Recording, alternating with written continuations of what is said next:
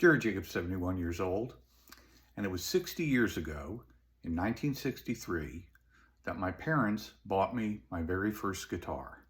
I still remember plucking that high E string for the very first time and the thrill it sent through me. Then 10 years later, in 1973, I discovered you could pluck the other strings too. I mean, who would have thought?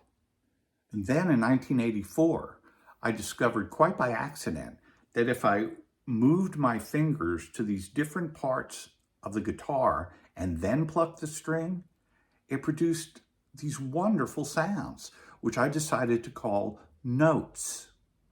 Well, by 2010, I thought I knew pretty much everything there was to know about the guitar.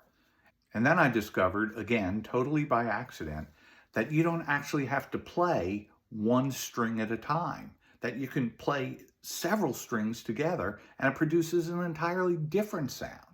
And then only 6 short years later, I found that if you put your fingers on certain strings and on certain places on the guitar and then played all those strings together, they made these wonderful sounds, which I decided to call chords.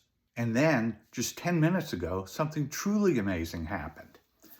I discovered that if you push this button here, a little red light comes on, and you can actually hear what you're playing come out of this box. I decided to call this an amplifier.